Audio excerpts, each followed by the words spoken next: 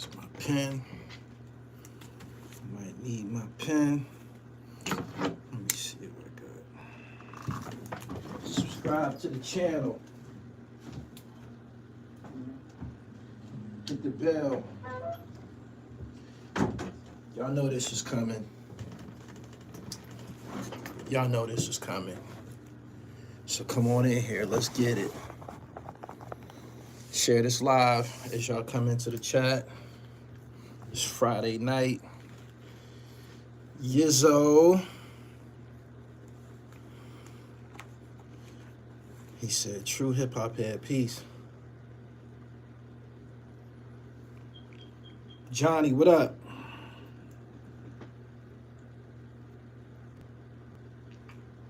Salute, salute, salute, salute, salute, salute. Subscribe to the channel. Make sure y'all subscribe, man, as y'all coming in here.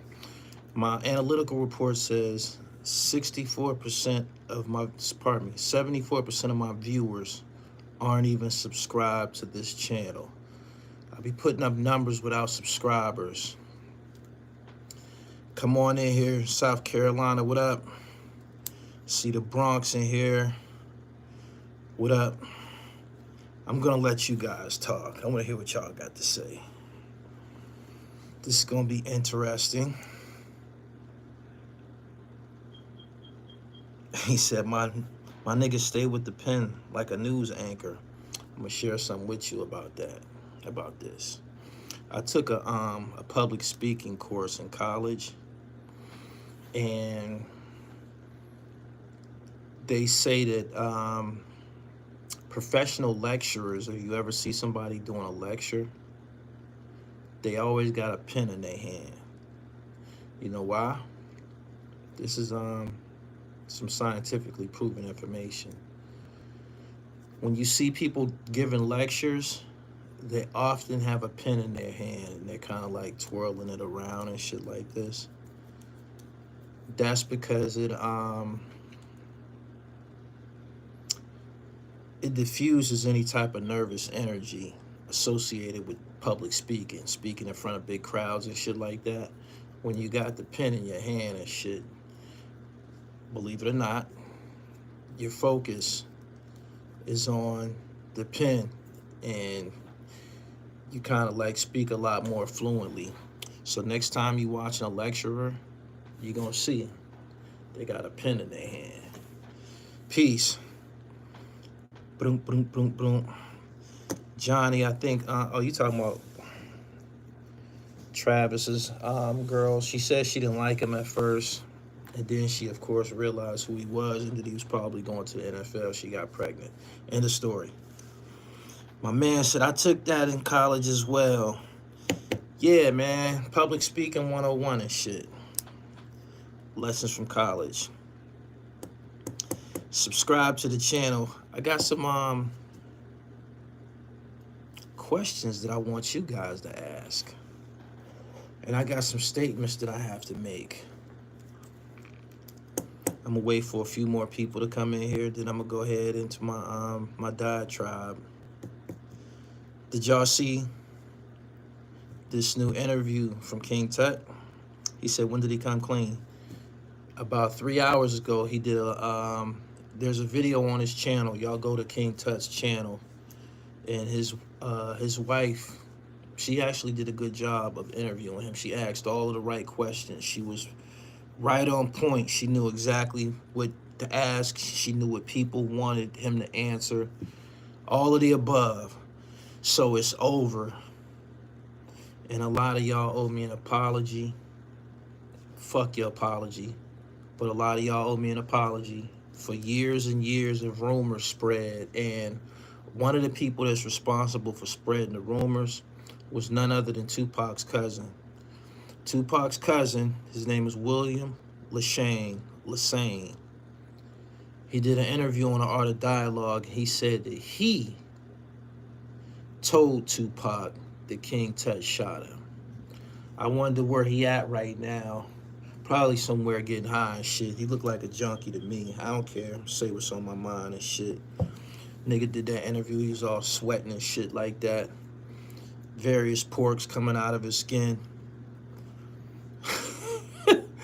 But yeah, Tupac's cousin is one of the people, I'm pretty sure it was others, was responsible for telling Tupac that King Tut shot him. His cousin said on one of these interviews, and the guy who conducted the interview on Art of Dialogue, this actually pissed me off.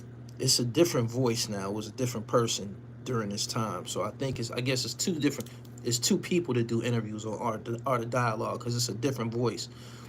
One is a voice that he talked like he got shit in his mouth, and this other dude, he speaks a little bit more clear, poignant, articulate. But anyway, this guy says when Tupac's cousin said he told Tupac that Tut shot him, the interviewer said, I know you telling the truth. I know you telling the truth. You know how I know you telling the truth? Because a girl told me the same thing. I got to go further than that. There's people for many years who got online and somebody said it to me personally. I won't say his name because we got a relationship, but homeboy, you remember what you said to me. Did you see King Tut wearing Tupac's jewelry? You said that. You wasn't the only one that said that, though. People have been saying that shit, that he was in Brooklyn wearing Tupac's jewelry. It was a lie. I told y'all who ended up with Tupac's jewelry. I told y'all that. But for many years, y'all said it, that he was in Brooklyn wearing Tupac's jewelry. And even after I did the documentary, 5 or 6 years after Dexter Isaac's confession, Dexter confessed to that in 2011 when he wrote a book, Upset with Jimmy Henchman. And he admitted to the robbery of Tupac Shakur. He withheld no details. He apologized to Afeni. I think she was still living at the time. I didn't meet Dexter until maybe like 5 years later, 6 years later, or some shit like that. I didn't meet him until like 5 or 6 years later. And I asked him the same questions over and over and over from different angles because I wanted to know. And he never gave me no half-truths. Every time he answered me, it was the same answer. You dig? And I'm gauging his temperament when I'm asking him this. He's not getting upset. He's not getting annoyed by me keep asking him or nothing. He said the same shit over and over. You know what I'm saying? He said the same shit over and over.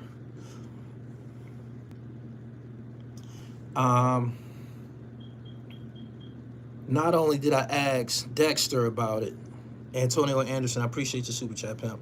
Not only did I ask Dexter Isaac about it, I, of course, asked Haitian Jack about it, who was involved. And although I know being a Haitian Jack is a criminal gangster from the streets, he's only going to tell me what he wants me to know. Primo, I appreciate your super chat. But I'm taking in all the context clues, and the icing on the cake was when Haitian Jack called a gentleman who's deceased now by the name of John Bloody Hatcher. A lot of people, I think people went on to do content about Bloody Hatcher. He pled guilty to like 31 homicides or some shit like that. Ain't that a bitch? A lot of corruption in the Brooklyn district attorney's office back then. There was no reason why a motherfucker who killed 30 people should have ended up on the streets. But anyway, I'm listening to him, and we're talking to him. He introduced me to him. I ended up talking to him later when I got back to America. But he introduced me to him. This is before he died. He's dead too. Hatcher, he's dead. He passed away. I think I even met his son too. But Jack had Hatcher on a speakerphone, and I'm listening to these two psychopaths talk about people who lost their lives. And this dude Hatcher, man, he was bone chilling. He spoke real slow and cold. And when you heard him talk, he talked about killing gangsters and shit. The guys that he killed, I'm listening to him talk about killing gangsters.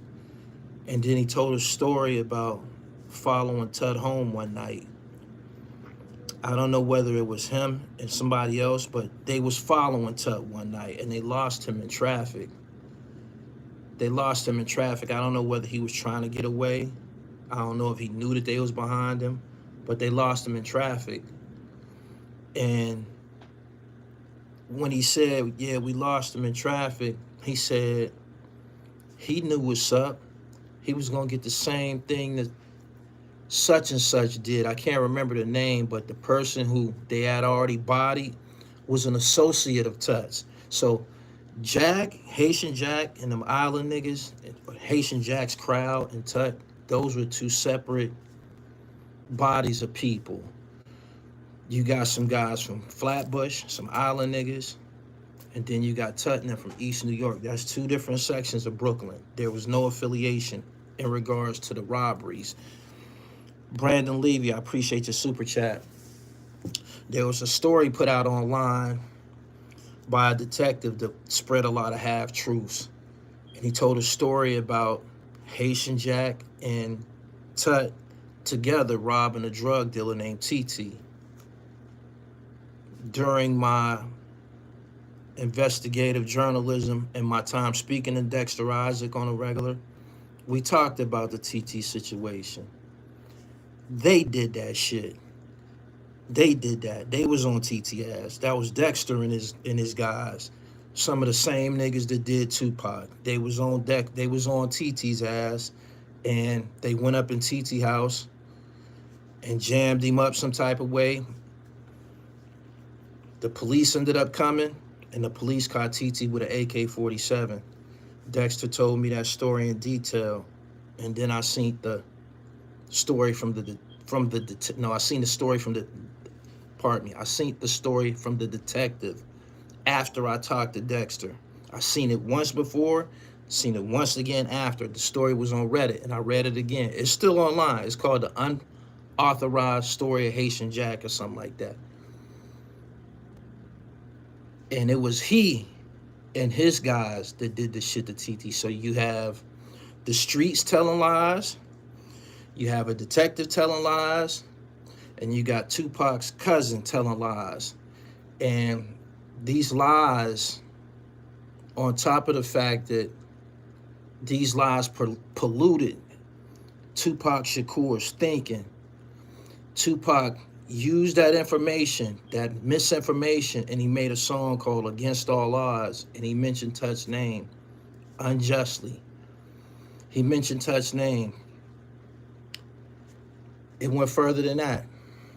50 Cent said, I got a kite from the pen that said Tut got knocked. He repeated misinformation.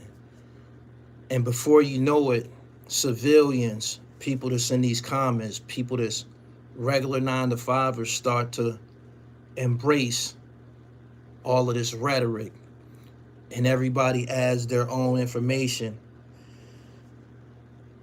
Everybody adds their own information to the story. If I tell a story in a room full of people, if I whisper in somebody's ear and I tell them a story, by the time it goes through all of these ears, by the time it make it around the room, the story more than likely going to be different because everybody's going to add their own spice to it.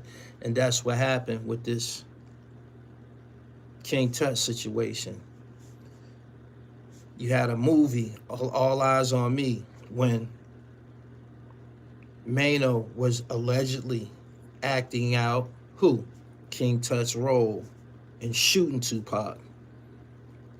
But we all know that Tupac shot himself.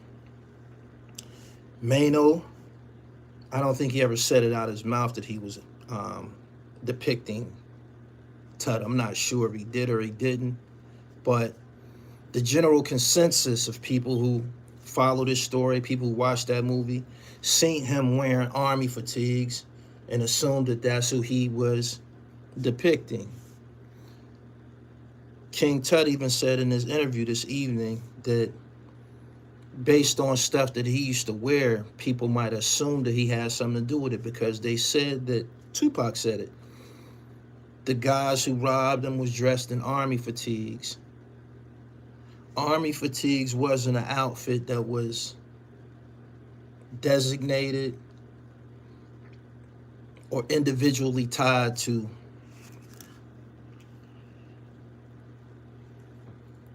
King Tut. Army Fatigues was something that everybody in Brooklyn that was in the streets back then was wearing. Not everybody, but a big part of people that was in the streets was wearing Army Fatigues. Even when it came to hip hop, you would see guys from the boot camp clique, artists from Brooklyn wearing Army Fatigues. I think it's still like that to this very day. Army Fatigues with the beef and broccolis and shit like that. That was some Brooklyn shit. That dress code didn't belong to King Tut. But he said, based on stuff that he used to wear, people might have assumed it was him. This evening, he said he didn't have nothing to do with it. And one of the reasons he said that he wouldn't have anything to do with it was because Tupac was the offspring of the Black Panther Party. Those ties to the Black Panther Party was one of the reasons that I always refuted and disputed the stories niggas told of Tupac being raped in jail. It wasn't gonna happen. It wasn't gonna happen. Them guys from the Black Liberation Army, who was an offshoot of the Black Panthers, were still in the prison system. Some of them might have been in Clinton Correctional Facility. A kid or anybody who has any types of ties to Black revolutionaries ain't gonna have no problems in the prison system. That rape shit, that was ridiculous. That was ridiculous. That was a story made up. Another story that was made up was one of these, I don't know whether it was Charlie Rock or Fat Joe, or I don't know. I don't know if it was Blue Boy, Charlie Rock, or Fat Joe said something like, my people was protecting Pac in jail. Tupac didn't need no motherfucking protection in jail. Tupac is Black. Not only that, he wasn't no sucker and shit. I done been in the penitentiary before. If you keep your mouth shut and mind your business, you ain't gonna have no problems when you there. They not gonna rape no motherfucker like Tupac. This niggas in the penitentiary giving their ass up for free. I had to get on here and I had to get on here and make these corrections because for many years it was people in my comments talking crazy. I put out a video a couple months back and I said, Tut, these people don't want to hear all these other stories that you're doing. I wasn't being disrespectful. These people want to know about your involvement with Tupac Shakur's robbery. People keep saying you did it.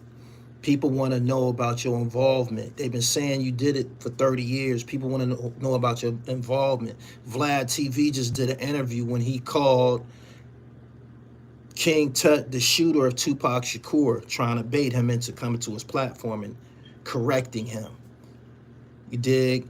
Trying to bait him. So I made a video saying, simply, people want to know the truth about Tupac Shakur because they've been calling me a liar. They've been calling my story a liar. They've been calling Dexter Isaac a liar. They've been telling me that I didn't get the truth and that there's holes in the story that I presented. And it's one person who can clarify these things. All he got to do is just say whether he did or didn't have anything to do with it. He just said he didn't have anything to do with it. So this should be the end of it. I don't need no fucking apologies or nothing like that, but I put in a lot of hours reading a lot of documents. I spoke to a lot of people. I traveled to another country and stayed with Haitian Jack for 4 days to get the truth about what happened between him and Pac.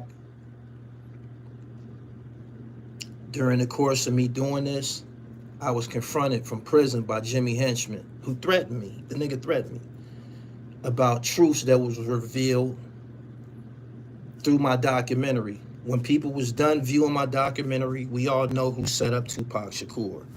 So the fact that Jimmy Henchman called me and tried to confront me about this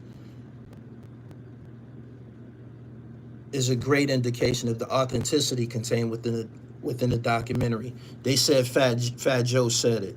I thought it was him. I knew it was him or Charlie Rock, somebody. Fat Joe need to go to hell. Tupac Shakur was an offspring of the Black Liberation Army, who was an offshoot of the Black Panthers. By the time Tupac got to prison, after putting out his debut album, before he switched the shit up, he was rapping about his debut album. I don't know if it was Strictly for My Niggas. I can't remember the name of the debut. His debut album was filled with revolutionary and Black Panther Party innuendo. The song, All I Wanna Be, a soldier, a soldier. That's the story of Jonathan Jackson. That's the story of the Jackson brothers. That's the story of the Jackson brothers. Tupacalypse Now. Thank you, thank you, thank you, thank you. The song Soldier was George Jackson and Jonathan Jackson's story. A person who put out that type of content to the prison system is going to be held in a very, very high regard by the time he gets to the prison system. There's people who's going to approach him and say, yo, I read Blood in My Eye. I love that song. I love that song. Tell me more. Tell me about Geronimo Pratt. Tell me about Eldridge Cleaver. Tell me more. A person like that will be facilitating classes in prison. Ain't nobody raping no nigga like that. And ain't no nigga like that don't need no protection. You dig? But I'm glad that this day came, because now we can just close. We can close this chapter. We got the truth. The man said it. He didn't lose his composure. He actually sounded very, very sincere. Another thing, he went as far as saying, I've never been around Tupac.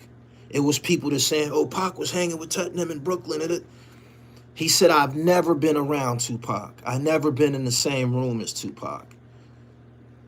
So there you go. For everybody who made up stories all these years, I don't know where y'all got that shit from.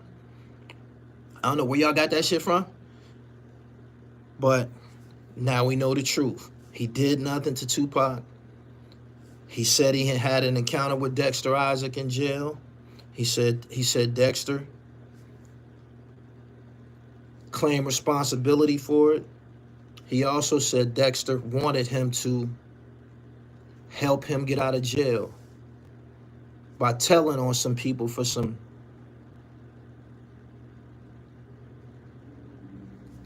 murder cases, some cold case murders. Did he say that? Do I believe it? He probably did say that shit. You know why? Because he got multiple life sentences. He's gonna die in jail. So do I believe he said it? He probably did say it. But I know one thing. He's responsible for the robbery of Tupac Shakur. Lastly, for the people who try to attack Dexter Isaac's name and credibility, I just have to say this. Dexter Isaac dated Pepper from Salt and Pepper.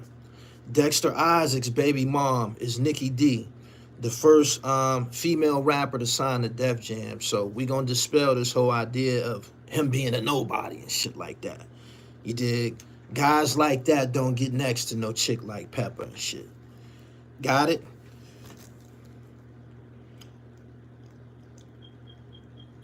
Albert Stone and Local Network apologized to that man, Gully. You was wrong. Suck my dick entirely, nigga. I don't give a fuck about nothing that you saying. I've never considered nothing that nobody was saying. I put out a production. I put money into it. I put time into it, unapologetically. Fuck I'm apologize for. I told y'all he ain't had nothing to do with it. I don't owe nobody no goddamn apology. The fuck out of here.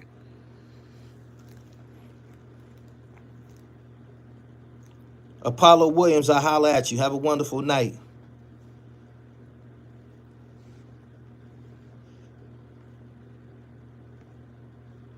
Anybody else want to be excused from this discussion? Anybody else? Thank you. Thank you. Thank you. Thank you. Thank you. Yeah. If you want anything further about this whole story, you can go to my website and buy this book. I wrote about it from start to finish. That's Dexter Isaac right there. That's Dexter right there. I wrote about it from start to finish. That's Tupac right there. It's all in this book, some things I've been through. That's me and Haitian Jack on the island. Go to my website. Or you ain't got to get it from me. You can go to Amazon. They going to pay me anyway. It's called Some Things I've Been Through by Jamil Gully TV Lindsay.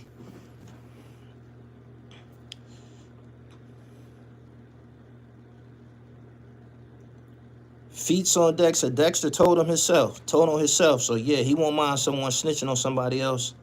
That could be true. I ain't gonna sit here and say that the nigga didn't say he want out of jail. I know he want out of jail. He old and he got multiple life sentences. Straight like that. Nobody wants to die in jail.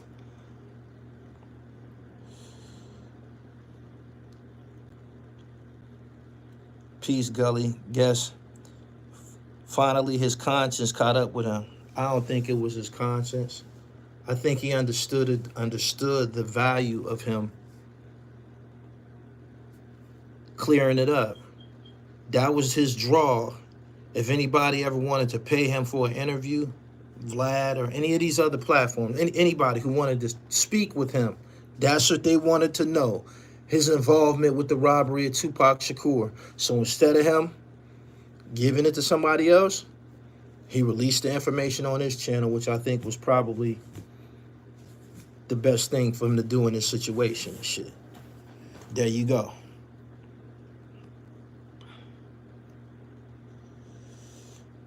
So Pac died without actually knowing what actually happened that night.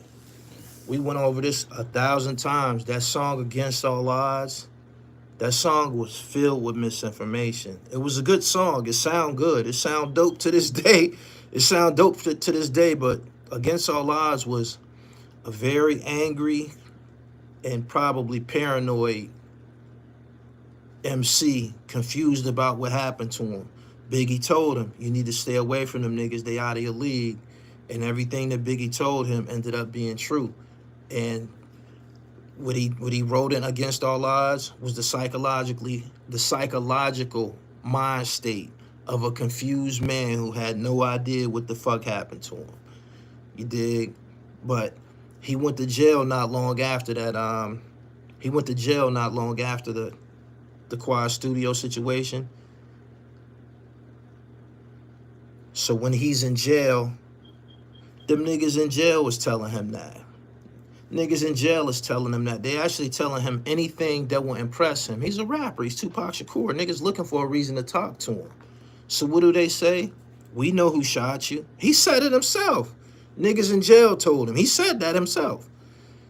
So them niggas in jail is telling him Tut did it. Why? Because he had a reputation for sticking niggas. There you go.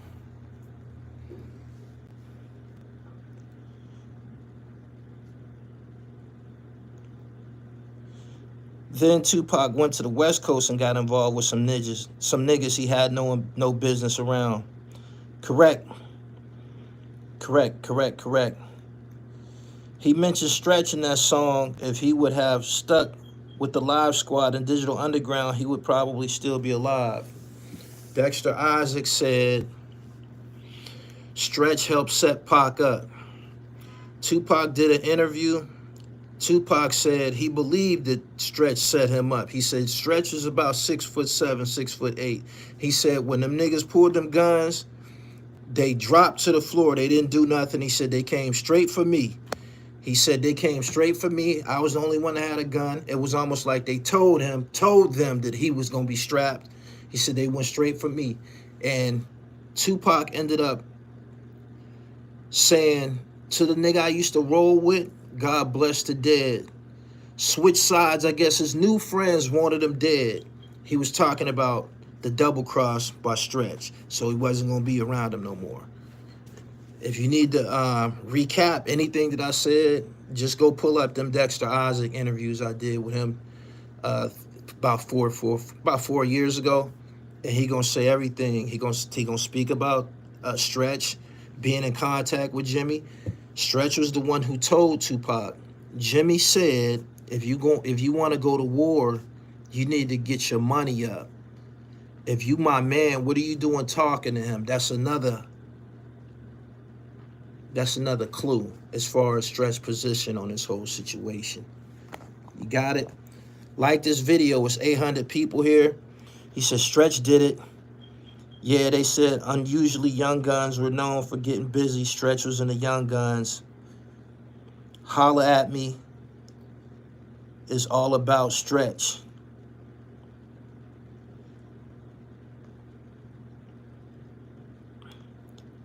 Just want to say thank you for being a great role model to the black community. You're welcome. Have a good night. So, Gully, you never dissed the dude Tut before? I just told you to suck my dick about 15 minutes ago. You still in here talking? Let me get you the fuck up out of here. I already told you to eat a dick. Why do you want to continue to talk? When I tell a nigga to eat a dick, that's final. That means I don't want to talk no more. It's disrespect. That's why I say it so much.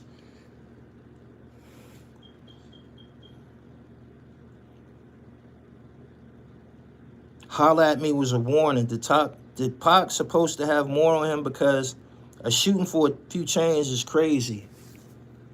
Dexter Isaac said they leapt at the opportunity to rob Tupac because they knew that the jewelry that he had on was very valuable. It came from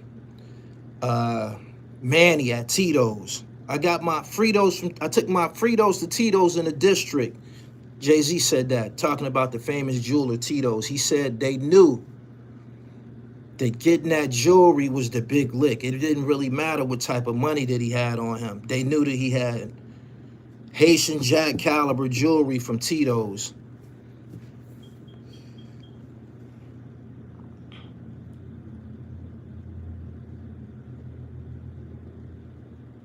Have you seen the video, Gully, of Stretch at the murder scene on the floor in the snow? Nah. Khalid, I'll holler at you.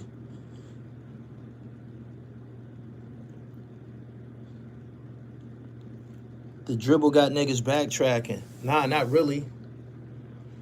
Not really. I just got the support. I got the proof now because the nigga whose name was associated with it said he had nothing to do with it. He said he's never been around Tupac, never been in the same room as him or nothing.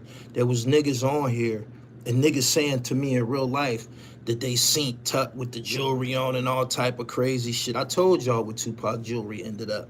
Dexter sold it to Ivory Peanut Davis for a quarter brick.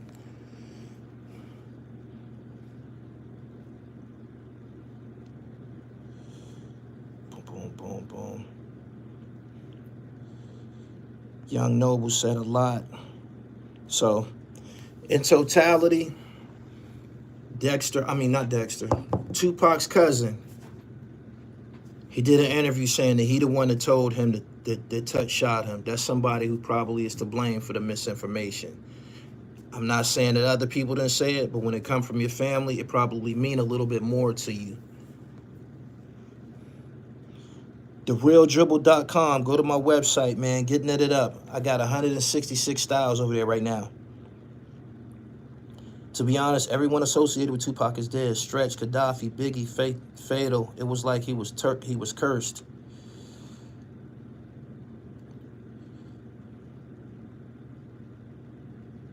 So Haitian Jack had nothing to do with it. It was Jimmy. We went through that before. The nigga who did it said that it was Jimmy Henchman.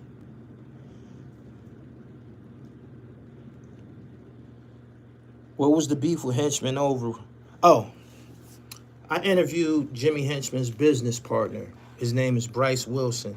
He was a part of a group called Groove Theory. They had the song, Tell Me If You Want Me To. That was Jimmy Henchman. Jimmy Henchman managed him, and they were business partners.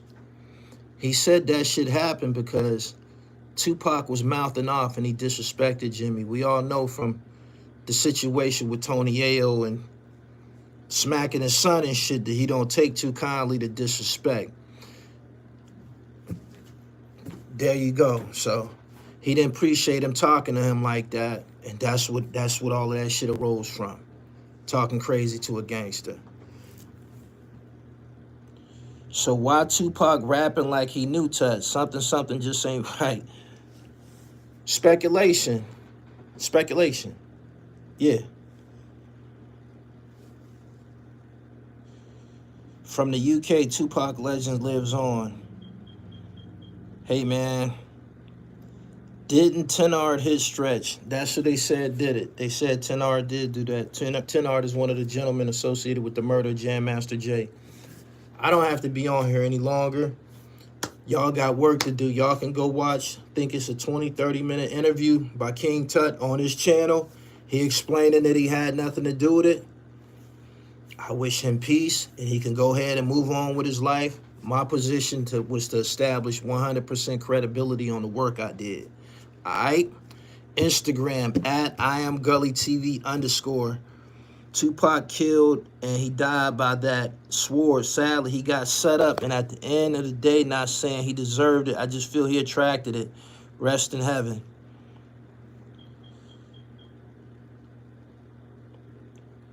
TheRealDribble.com, man. That's where the knit is at. Or you can go to pa-knit.com. They ain't hard to find, man. That's all I have. It's been a long day. The Dribble. Peace.